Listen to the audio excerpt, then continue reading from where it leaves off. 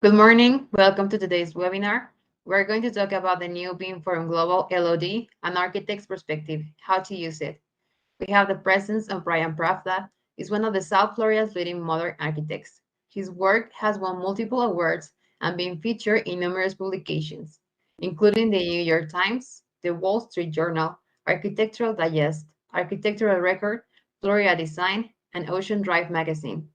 And Dr. Alker, PE, PhD, Director of Research and Education at BIMForum Global. Dr. Eicher will be moderating today. Welcome. Greetings. Thank you, Lisa.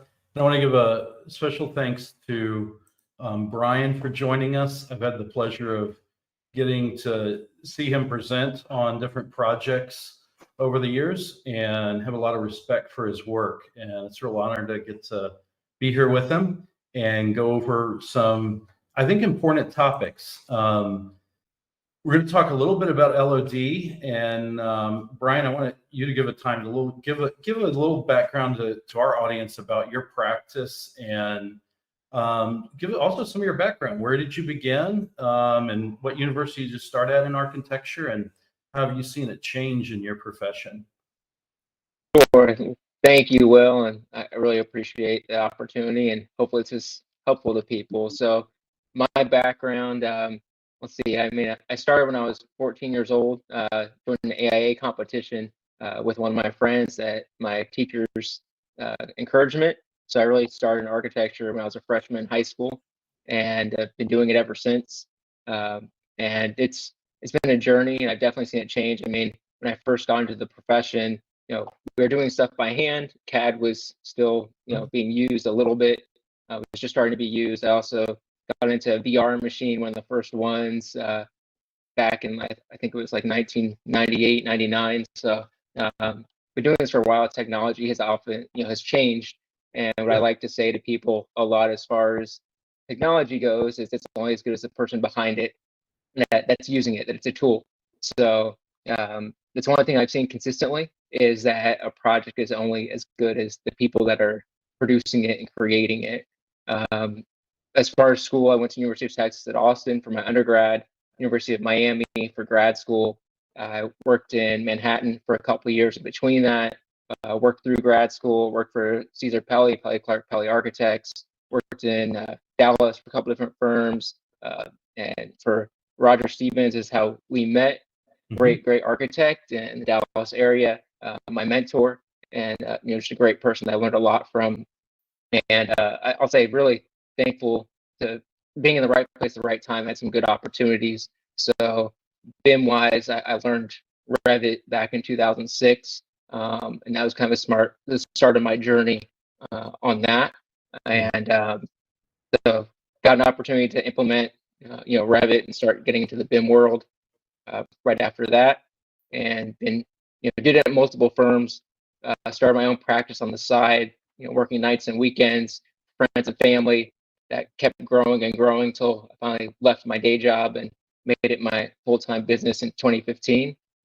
And a big part of that is, I'll say, my background was very diverse. So over the years, depending on how the market was, I worked on different types of projects. So I started in luxury residential boutique commercial projects in New York, back in 2004. And then when the market crashed in 2008, I started working on healthcare projects in hospitals and doctors' offices and doing stuff for the VA, where it was much more, I'll say, technical and involved. So anyway, when I went out on my own, I kind of combined my background. I saw there was a real need and opportunity for, especially these high-end projects, to apply the materials and the technology and everything being used on these large-scale, civic and projects. Apply that to private projects. So one thing we'll talk about here is, from the architect's perspective, when you're doing modeling and you're working out your projects, I'd encourage you to give us your perspectives when you're looking at, is it a high-end condo in New York you're doing the design of versus a hospital? And then we'll talk some about some of the trades in that perspective. One thing I wanted to ask you as you're starting out, it's an interesting time because There, even late 90s rolling into 2000s, it was rare, but you'd still see some hand-drawn documentation on a set of plans. And definitely, I talk about construction documents and think of them, we get them published, but into the 90s and the 2000s, we really didn't have the bandwidth yet to move large models around. There weren't a lot of cloud hosting options that were really there. And so there was still a lot of RFIs by fax machine. What was your academic side? So when you're in architecture school, did they really get into technology very much, or you really had to pick it up on your own later? Good question. So honestly, I'll say probably in school, technology wasn't so much a big push. I mean, we learned basic CAD, but even that, now I think about it, CAD, Photoshop, some of the basic software we learned on our own. I remember going to upperclassmen when I had a project and asking them to show me how to do stuff. I did get into Form Z, if you remember that. So that was probably around 2000, 2001.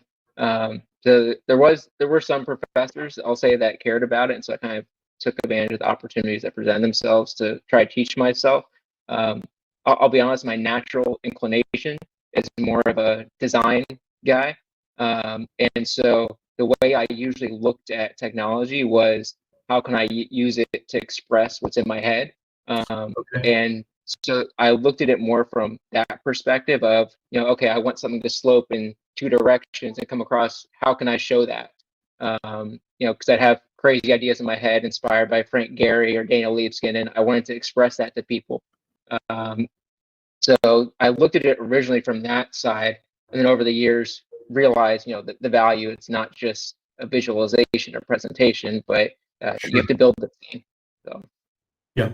So one of the areas that I was going to ask you about is, how are you using 3D modeling with your clients? And we're going to dive deep into the level of development discussion in this, using that as a tool. But have you seen that evolve in your practice over the last 10 years, where you're really using the model more with clients before, submitting schematic design development, 50% construction documents? How has that evolved? Completely. So starting around 2016, as soon as the first VR headsets came out, I got one. And so I use the model throughout the entire process. And I'll use, I'll say that in large part, kind of a singularity approach, to where I try to use a model for everything I can and get everything I can out of it. So especially throughout design, during the visualization process and making clients understand what they're getting, it's been extremely helpful. And so that, didn't exist before. I mean, I could do a basic 3D model.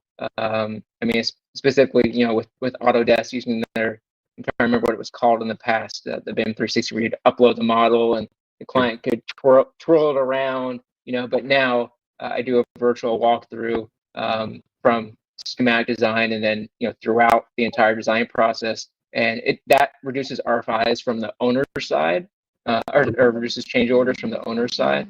And like one story I like to tell is, I was using a HoloLens with a client on a renovation project, and they were encouraging me. I had a large full-scale sliding glass door and window by a shower with a garden outside, and I thought it was really cool. And they were basically like, I don't think it's really worth it. It's going to be more maintenance. Just give us a small window in the shower. And so I did that and went out there with the HoloLens and had them look at it. And they said, let me see it the other way. And so I showed them with the full glass. They're like, okay, you're right. Let's do that. It's worth the money.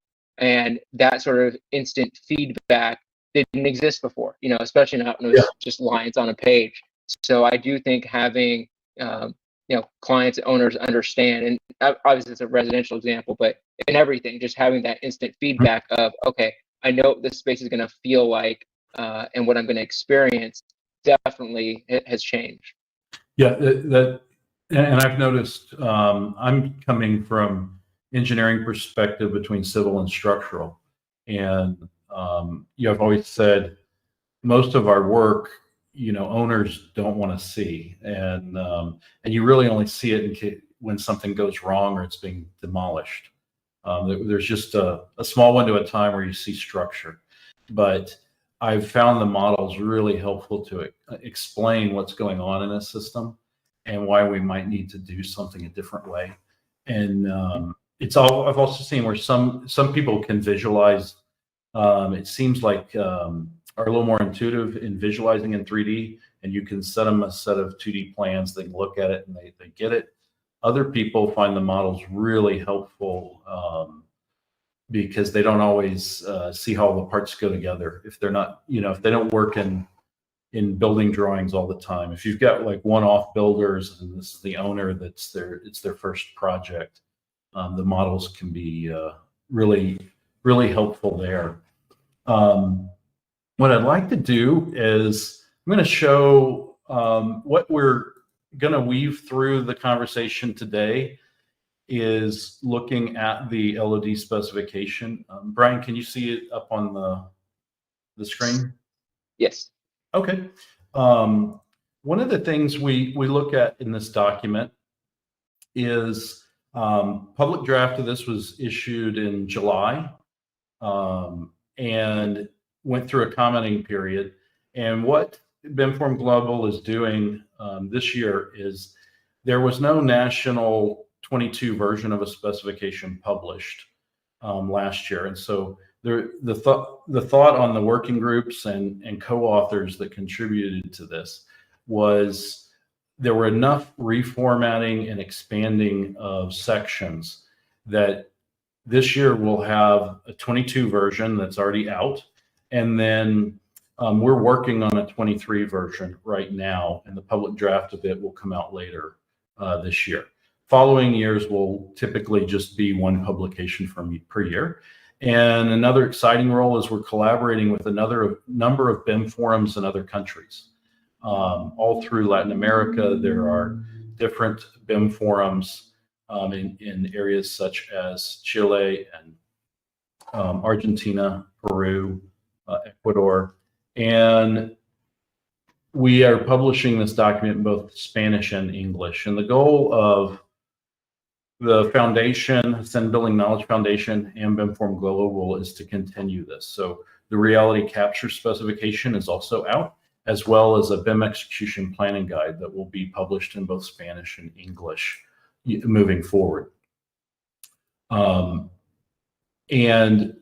the real focus on what we want to do with BIMForum Global moving forward is really tie together people, process, and methods. It's a lot more than just the model. Much of what we're going to talk about today that Brian's bringing in, I think will really delve into process and how we do this.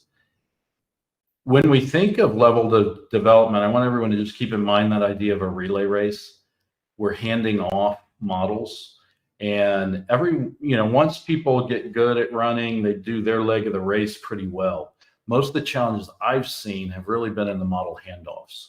And Brian, you could share your perspective on that too. Of where do you see the challenges both with the architect with their sub-consultants, but also how it goes downstream? Where do you see successes? Where do you see challenges? So, I mean, I've seen both, and I mean, obviously the process has changed over the years depending on what you're using and whether you're uploading and downloading or using a shared platform where you can see things instantly. But with the consultants specifically and engineers, I mean, I do think there's some places where you're in unison. I mean, an architect's job is really to be the team leader and get everyone on the same page with the same goal. And with engineers, and I've seen it, are you duplicating the information? Are you linking it in? That whole setup, it needs to be established from the beginning. And then also, what I like to say, start with why, the Simon Sinek phrase. So why are you creating this model? What is the purpose? and starting from that point, because if you're handing the model off to the owner, for facilities management or something like that, it's very different than dealing with just a collaborative model for the purpose of construction documents. So I mean, I've seen, I'll say the most important thing as an architect or a BIM manager to do is to establish the expectations from the beginning and what is needed from everyone. And where I've seen failures, I'll say, is more when people agree to things that they don't understand. And I've definitely seen that where you have consultants who say, yes, we'll do this, or we'll do a level 350 model, and they don't really understand what it means. So I mean, part of my little tricks as an architect is in my initial conversations, I'll start bringing up LOD and asking who my contact person is, who the point person is for the model. And then also, if I float out there, oh, we're going to need a model from you at level 400, and they say, okay, you're not the person that I'm going to be dealing with, because that's not realistic from the beginning. And kind of talking through those processes and making sure that everyone understands what they're committing to. And when you have people on the same page and they know what's expected from them, and then they can execute it. So I think having those conversations right from the beginning is really where it ends up going well. Certainly. I think one of, as we think about it, I've really seen all of these changes in technology. It seems like it's 10% technology, 90% sociology. And it's really getting the team to talk on the same wavelength, if you will. Use common language. To that regard, if any are interested in downloading the specification, you can go to BIMForum.global/LOD. And what you'll find in the specification is an introduction. It gives some of the history of the specification and collaboration with different BIM groups over the years. Currently, Manufactured Metal Building Alliance has agreed to join BIMForum Global with a new MOU, and we're expanding sections in there with updates to that bring in updates from the new International Building Code as it relates to manufactured building systems. Reality capture is a big topic, so we have an announcement later towards the end of the show of a new partnership with the reality capture organization. In this introduction of the specifications, you'll see a definition page. And one of the things we've worked on in here is clarifying the roles between the model geometry and the information. So I'm going to talk a little bit about these definitions as we move forward. And this is a brand new format. This is the first specification where we've worked at getting all LOD related information to an object on a single sheet. And this was feedback from surveys and respondents. We've looked at over 500 industry practitioners and gathered their feedback on what needs to change in LOD specifications. And that was a lot of the guidance of where this new format came from. In our talks today, we're going to be talking about modeling and how we work through that from an architect's perspective. Quickly, I'm not going to read everything on these, but new to this specification is an acknowledgement of an LOD 0. And this is because there are always parts of a project that may have absolutely no BIM requirements, and there needs to be a contractual way to clearly exclude those. And there also needs to be a way digitally to memorialize that some objects are not part of the modeling process when you've got a database of elements. So there was some of the feedback we got was a need for acknowledging when there is no BIM requirement, and how do you memorialize that in a database structure. So LOD 0 was being used by some practitioners in the profession, so this specification now acknowledges that. LOD 100 would be an overall model. It's conceptual, and this is probably the one area where LOD has no model element.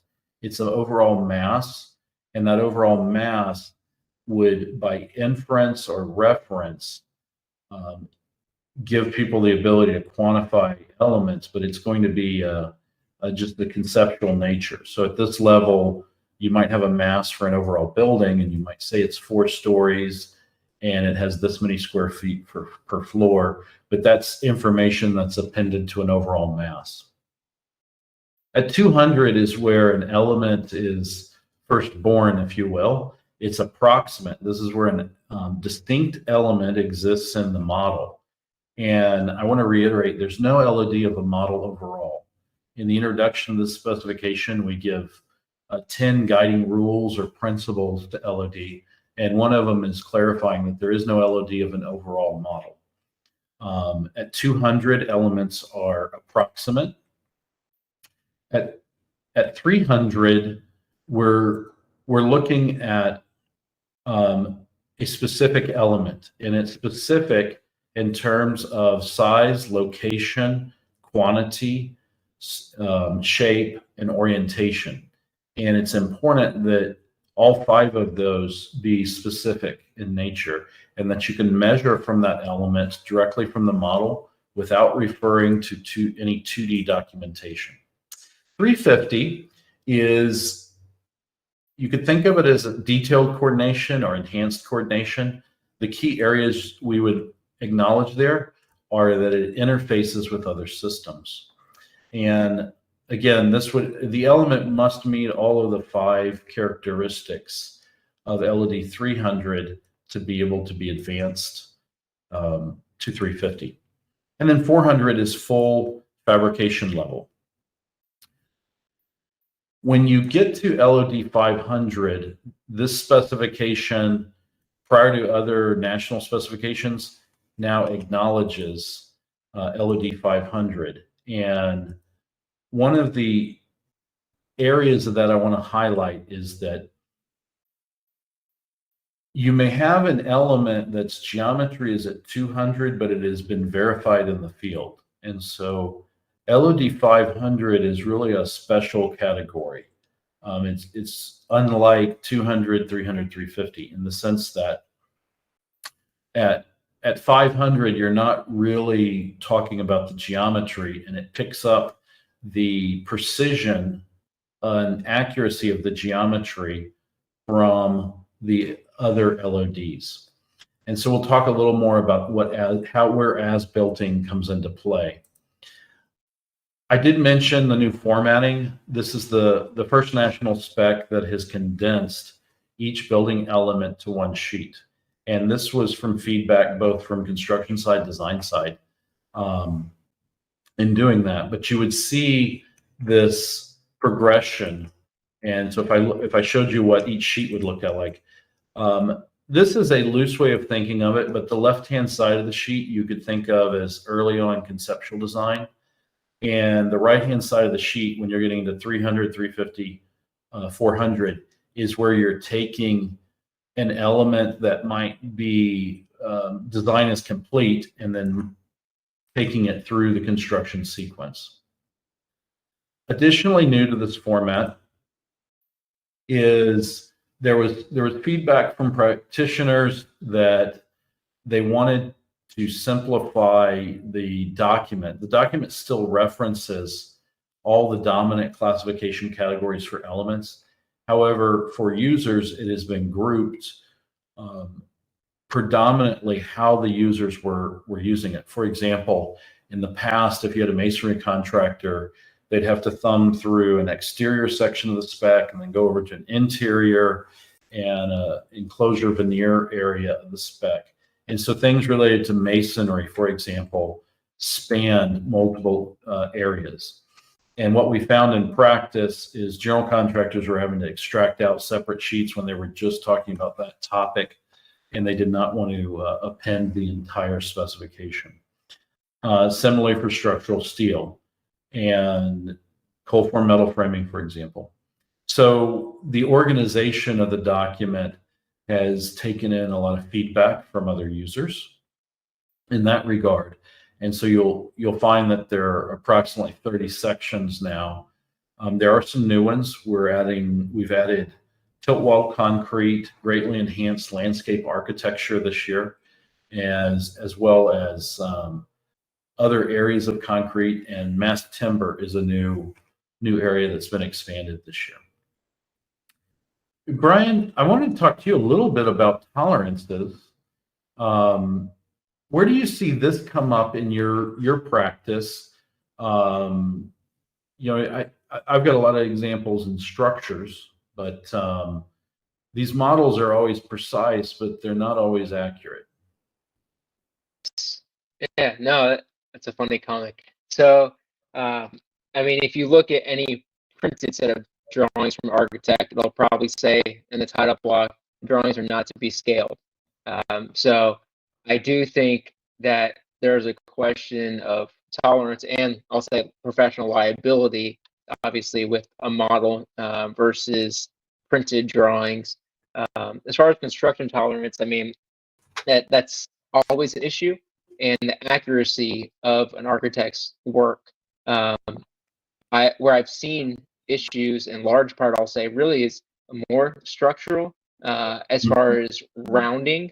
And so, I mean, I used to have, I'll say, polite disagreements sometimes with other professionals, and I still do to this day with other consultants, but at least now I control my work product. But I mean, as far as the accuracy of what we're creating and understanding how that is going to be implemented down the line. So, I mean, as far as tolerance goes, I mean, if you look back at the national CAD standards, that used to be used and are still kind of a basis for everything, it was based on how you could use an architect's scale.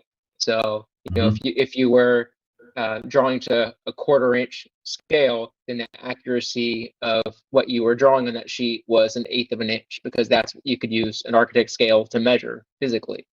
And I'll say, so there's that kind of background to it, but then it comes into, well, how can it be implemented? I mean, a lot of times I have disagreements as far as, okay, on the architect's drawings, or even with the structural engineer, they'll call the CMU 8 inches when we know it's 7 5/8. So it's like that, where, okay, you have an 8-inch concrete beam that's 8-inch actual, versus nominal and things like that. So you run into issues as far as what you show in the model, and then how it's implemented in the field, and is the contractor estimating or following what's on the drawing. So, obviously, in architect's drawings, you aren't going to see something that says it's measured to the 1/256 of an inch, because that cannot be physically done in the field, even for using a laser.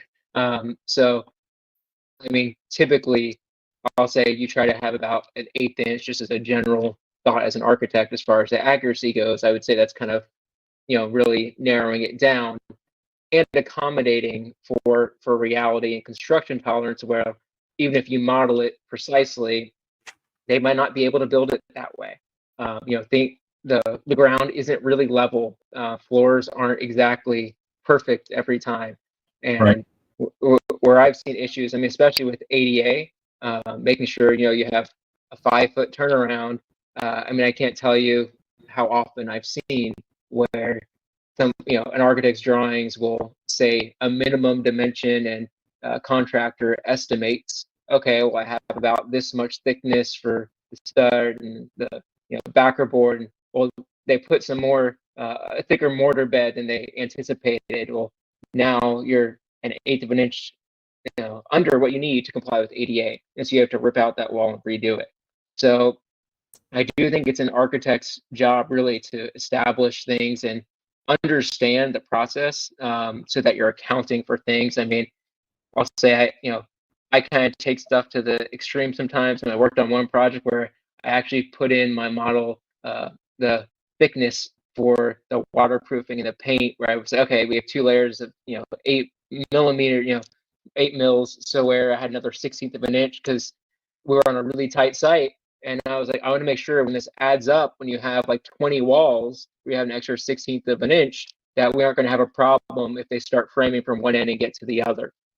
So I think it's an architect's job to look at it holistically and understand, where you start your dimensions from, and where you have some give, and understanding how it's going to be implemented in the field so that the contractor can build it. And I'll say the easier you make it for the contractor, the better relationship you have. So it's balancing, knowing, okay, what's going on, and how it's going to be used down the line. Are you seeing are you seeing any of the builders you're working, on projects you're working with, are they starting to use digital layout from the models now? Some are, but it's rare. More, I'll say, on the really large scale projects, more government projects, some high rises, the contractors are. A lot of what I've been working on the past few years, as things are booming in South Florida, is luxury residential, and the contractors there are not. And I do think that leads me to another topic, which is just because you haven't modeled correctly or drawn correctly doesn't mean it's going to be built correctly. And so I do think that's something else to be considered, and how your model is being used, how the drawings are being used. Yeah, this issue comes up a lot. We're going to be having next week's webinar focuses on landscape architecture and the new sections of this BIMForum global LOD spec that addresses that topic. But landscape architecture is interesting in that some of the content are living objects. And so you need a dimension of as installed, but then also you need its future growth state. And that's an approximation of, I think, 50 to 100% of anticipated size. And so and then you've got feed root systems, core root systems. You have a number of clearance zones. You have tree protection to it. When we were, interviewing landscape architects for that section of the LOD spec editions, it got to be a very interesting discussion. It was a lot more complicated than I thought it was going to initially be. Some things are more, finite, like retaining wall, steps, ADA ramping, sloping. These are inanimate objects, but tolerances with the living content is a whole nother world that we were having to address. Other topics I want the audience to be thinking about is, when you get high-rise construction, you're going to get creep and shrinkage in the concrete frame over the floors, and this gets more pronounced the taller the building. And your curtain wall systems need to be accounting for that. And we've seen challenges in models with tolerances where they weren't addressing deflection, creep, and shrinkage. Long span steel structures, you'll have camber in them, but that camber is coming out. And I don't know of any of the design authoring platforms that are really addressing camber very well. But you could go down the line. If you looked at this short list here, steel, masonry, drywall, curtain wall, concrete, precast, wood, mechanical, electrical, plumbing, anchor wall, each of those are going to have different tolerances. So that's something we could really spend the whole day just talking about those challenges. One of the areas that has been expanded in this year's BIMForum Global documents is the reality capture specification. And so this is one of the first specifications that address both accuracy, tolerances, reality capture density, which is something that was often overlooked.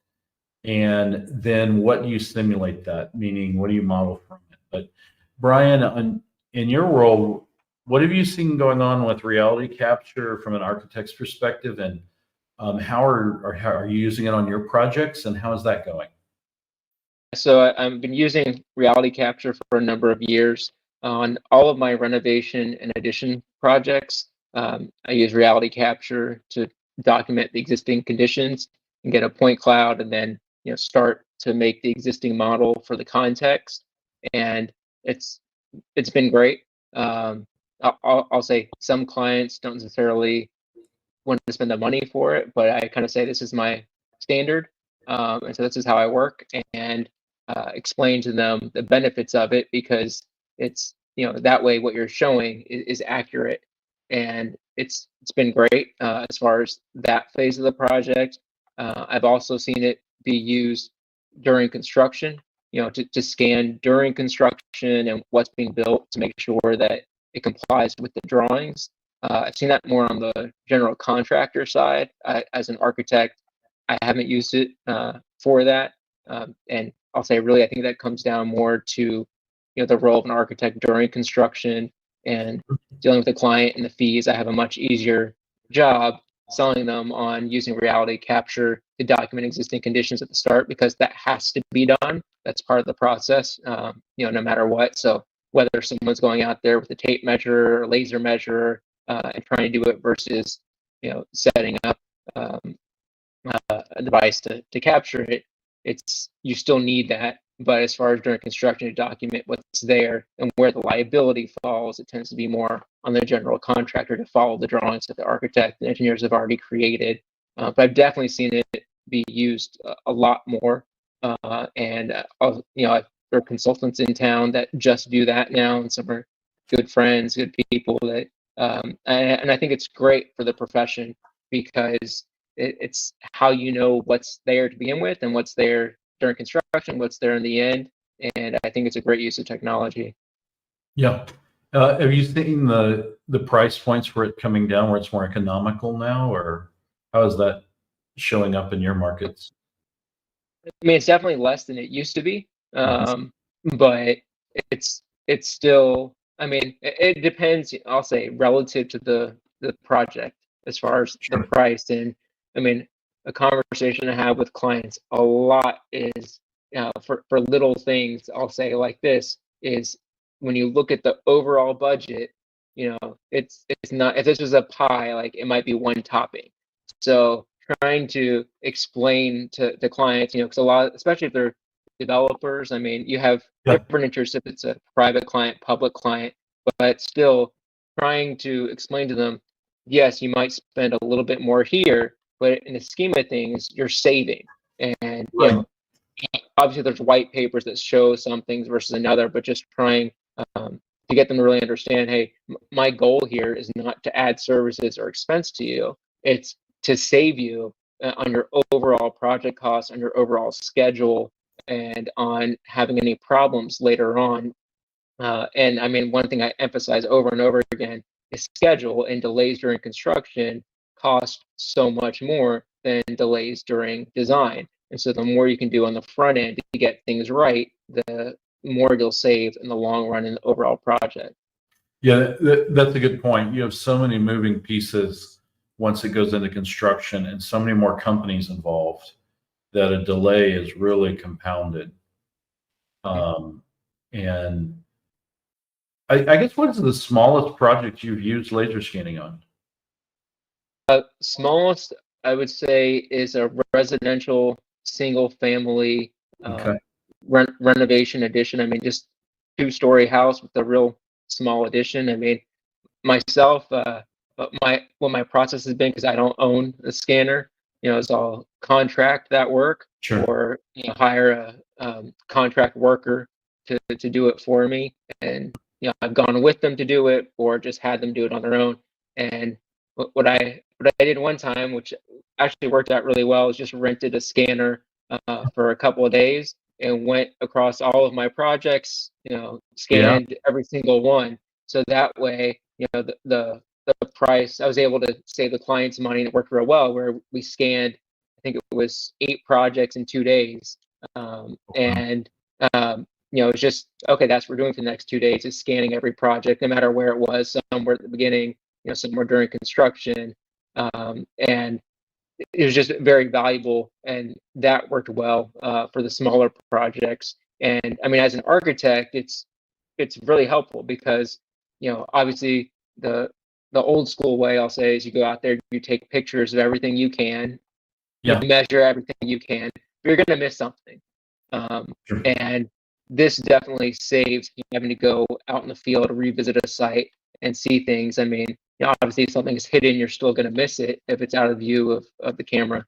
But it's very helpful, and as far as documenting existing conditions, I found it to be invaluable, to where say you spend $2,000 or $3,000 to rent it, it's worth it. Yeah, I think one of the things we've seen through research that Ascend Building Knowledge Foundation and BIMForum Global have been doing, what went into the LOD spec was researching data sets from, I think it was 26 different regional Department of Transportation departments, and there was scan projects where they were scanning all of their buildings and modeling them. And so it was interesting. This specification was used on that project. It was a 3-year study. So the parameters and constructs in the spec were used on that, but it gave us data sets from large central, regional offices, state headquarters, regional office space, labs, maintenance equipment buildings. It was a rather broad portfolio. Training centers were in there as well. So it gave us a real broad data set. It encompassed over 72 terabytes of scan data that we conducted statistical analysis on. And from those, we came up with really clear differentiations between what density do you need to make out a wall if you're going to model, if you just want walls modeled to LOD 200 within a certain tolerance, you don't need full density on what a lot of the scanners are capable of today. However, if you do need to make out for facility management, things like light switches, receptacles, you need higher densities. And the cost and the effort and the labor and the time for those scans is quite different. And so the impetus of this specification was to create a way where teams, owners and their teams could granularly dial in exactly what they need. If they need a lower density scan to make out things, that's one thing. If you need historic preservation, or you're trying to map masonry coursing, you need a much denser scan to make out things like mortar joints, for example, versus if you just need ADA sloping of ramps around a building, that's not as dense as if you're trying to make out individual artifacts on the face of the building. So I'd encourage the audience, if you have not used laser scanning on your project, or you're curious to learn more, we're going to have a webinar in 2 weeks with Matt Bird with Reality Capture Network, and we're going to be diving deeper into this whole topic of laser scanning. But one of the things we iterate here is it's really giving us an ability to address tolerances like you're talking about, Brian, in that we now have some tools to bring what we're seeing in the field and then track it back to what the objects are modeled at. In talking about laser scanning, I did want to point out that per the LOD specification, if you're only doing surface-based laser scanning, you cannot model the element to 300 because you don't know what's in the core of the wall, for example, or beyond the surface. And so if you are specifying in your projects that you want laser scanning and a model from it, the appropriate terminology, especially if you usually got single-sided scanning, would be that I want those elements modeled to LOD 200 with a tolerance of, and in the LOD specification, you would call out 200 as approximate, but in the reality capture spec, it would be calling out your tolerances that object needs to be modeled to. And so if you're interested in that topic, we're going to be talking about it in depth in 2 weeks when we have a guest speaker from Reality Capture Network. But just wanted to let the audience know about that. When we look at this, Brian, when you're using laser scanning, what kind of turnarounds do you typically get? I guess obviously when you do it yourself, you've got your data the same day, but when you contract out, what do you normally see on turnaround times? Usually about a week or so. I'll Okay. say 2 at most. But I mean, there are people I work closely with that I work with a lot, and I'll say to the federation, is that the right term? Taking all of Yeah. the information and putting it in. That's usually what takes the longest as far as processing it. And what you said as far as how much data you're collecting, what it is, definitely affects that, and how big the project is and everything else. So, when I did a day full of modeling, I mean, one was a historical home, and so for that, we did higher density and color image pictures and everything versus the other ones we just did, a basic point cloud and black and white. So it's, I think you're speaking exactly the point, and that does affect the labor involved. We looked at our time and said, okay, I don't really need this full density for all of these projects. Where is it important and what's the information that I need? And we prioritize that as far as scheduling and the turnaround time. When you incorporate LOD into your projects, how are you doing it? One, with the owner, and are you referencing it in the contracts? And then what are you doing with your general notes and your plans? And then what are you doing with your specifications? So great question. I mean, it varies by project, to be honest, and varies by client and the consultants that I'm using. I am very much guilty of speaking in generic terms as far as a model and saying, okay, I want a model at 300 or 350 when that's not really how things are done. And we know that, it's model elements. So, but I do sometimes just speak in generalities.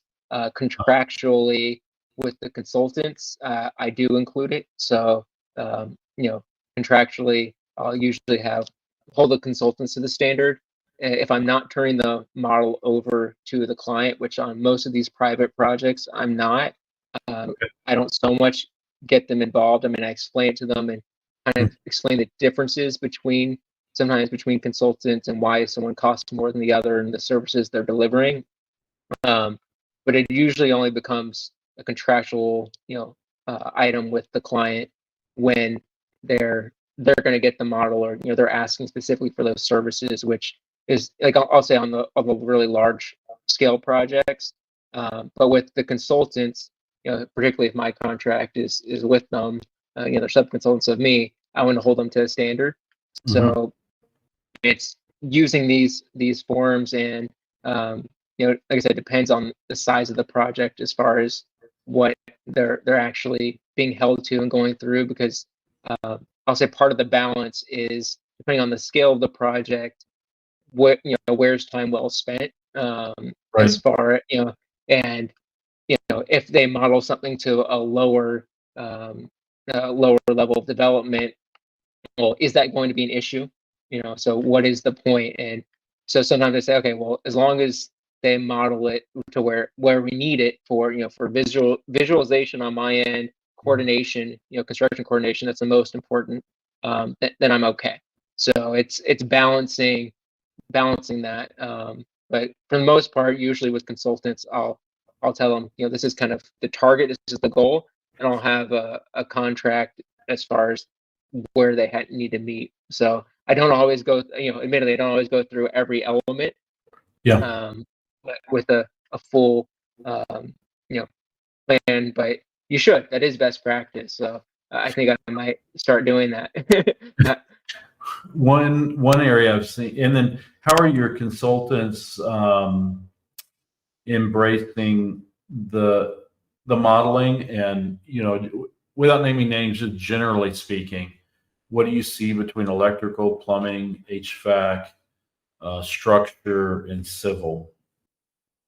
I think when we've talked before, you've talked really about your analogy of the hand and the role of the architect on bringing the fingers together. But maybe share that with us and talk about how you successes and challenges with sub consultants. Sure. So yeah, there are a few analogies. One is a hand. So I'll explain to clients to have a successful project, you need a successful architect, consultants, general contractor, subcontractors, and the client. And then the architect is also your palm. So it's a finger and a palm. It holds everyone together, but you need everyone to be good at their job and you need to work together as a team and to come together. Because if you aren't working together, it's like having a hand without a palm or a hand without a finger. It just doesn't work. And just so I remember, which one's the opposable thumb? Yeah. It's opposing the others. But I love the analogy. So what do you see between the 5 digits? I mean, I've seen, especially with MEP, I'll say it's been the most challenging. And I mean, civil also, most the civil that will do what I want will only work really on large projects. So that's when you have to end up getting, a BIM consultant involved or to Right. model. Speaking to exactly what you said, I'm running into an issue now. I was just talking with a client yesterday about the fact that I want exfiltration trenches and civil modeled and root balls for landscaping modeled, because if we don't look at that, we're going to have conflicts. And explaining that as far as why it's important to plan for that now. But I definitely with MEP, I mean, I'll say there are some really great, good, solid MEP engineers that coordinate their work before they send it to you, which is extremely important. And there are engineers that don't. And I mean, I've tried to explain to clients, you can get a permit with bad drawings. It's the city isn't checking to see if your drawings have all the information to where this can be built correctly. They're checking to see if it complies with code. Right. And so just with engineers, I mean, obviously, and it's not to pick on MAP, their job is hard. Especially when I worked with an engineer where I'll say I made the mistake of not going through and being specific as far as what I was asking. It was a number of years ago where I said, okay, like, you work in Revit, great, and I just kind of made assumptions. Well, we're going to coordinate the model. I got their model and everything was on the same plane. So I mean, all the plumbing was all on the same plane, and everything. And I'm like, if you're using Revit like CAD based, I'm like, okay, this is kind of worthless to me. So I do think there's, obviously that was a number of years ago, and people are getting it now. But it comes back to the quality of who you're working with, and are they? And it's not unusual to see a project where you'll see a light bulb right where an air duct is, and like that's the same consultant, but they have different people working on it, and they don't coordinate their own work. So Right.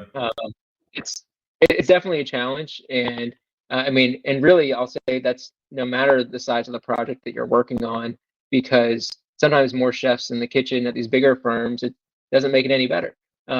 It can make it worse, as opposed to having someone that's accountable. So, and I'll say really that is the architect's job. I mean, architects don't like it, but they're our consultants. They're our sub consultants. So it's just like, as an architect, if I get mad at a GC for their subs not building things correctly or not following the drawings, I have to look at it and be honest that, well, that's my job. I'm basically the GC and these are my subs. So It's our job to check things and make sure that's right and coordinated. And I mean, that is a common failure in architecture, that we don't do that. And so, I mean, that's part of the reason I'm so passionate about BIM, because it helps me do my job and helps me do it right. Yeah, we in some of the case studies we did within BIMForum Global and the interviews, we had one designer, he talked about the problem of hydricity, and it's where plumbing runs through electrical conduit. And he referred to it as hydricity. And but it's unfortunate, it's too common. There's still a lot of MEP design side that's just run through each of their systems. And I think it can be challenging because many teams are, operating on the fact that they write one, as an architect, you probably write one check to the mechanical, electrical, plumbing design team you hire. and you're wondering how do they run electrical and plumbing and HVAC all together. But I'm seeing we have about 5 minutes left, Brian, and I really hope you will have an opportunity to come back. There's a lot more to talk about. But just for everyone's updates, next week, we do these webinars weekly, and it's really a testimony to the amount of content contributors are providing to BIMForum Global. And we have teams all through the US that are contributing thoughts and ideas on how we expand it. And one group is the American Society of Landscape Architects. And we've had the pleasure of working with Lauren Schmidt and Radu Ditcher, who are representing Landscape Architecture's BIM committee. And they've been instrumental in giving a lot of real good feedback on expanding the LOD specification from BIMForum Global to address landscape content. I alluded a little bit to this when we were talking about tolerances. There's a lot of new groundbreaking work in the new LOD spec from BIMForum Global in this area, and we're going to dive deep into it with some of the contributors next week.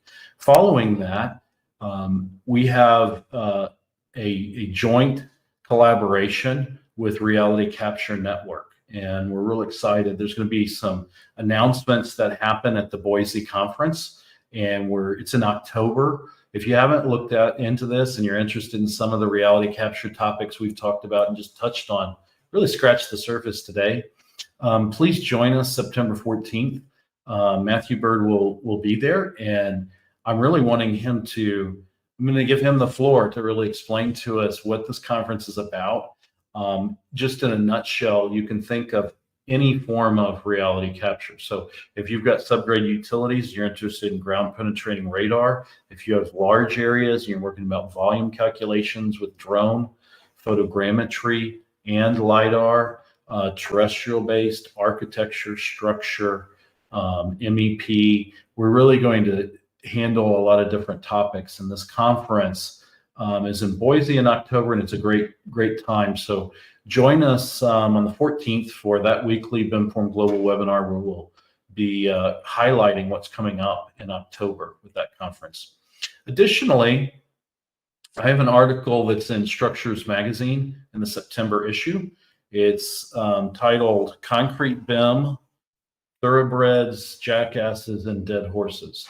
And so in there, we're going to be talking a lot about really the concrete perspective on projects and where that comes up. So there's some interesting highlights in the article. It comes out tomorrow, starting the September issue of Structures Magazine. Our September 21st webinar will be going headfirst into concrete, if you will. Following that, September 28th webinar, we have the pleasure of inviting Laura Hannock, and she's going to be talking about the construction side perspective. And we're going to be touching both on design build, integrated type workflows. But there's going to be a good bit of the discussion where we touch on the sociology of how technology gets implemented in the firm. And again, if you need any other further information, please visit BIMForum Global. And to you, Brian, I just want to close out again, just really thanking you for taking time to give an architect's perspective on these topics. Pleasure. Thank you, Will. Thank you for your leadership and all your hard work. It's amazing work you're doing. It's really helping the profession. So thank you. I'm just the messenger. There are literally hundreds of people contributing, and it's really exciting. You as well as many others. And so, but I appreciate that. And for those in the audience, if you want copies of these slides and the recording, those will be posted later. And with that, Luisa, I think I'll hand it over to you because I think we're at time. Thank you all for joining this webinar, and we wait for you to join in the other ones. Thank you. Have a good day.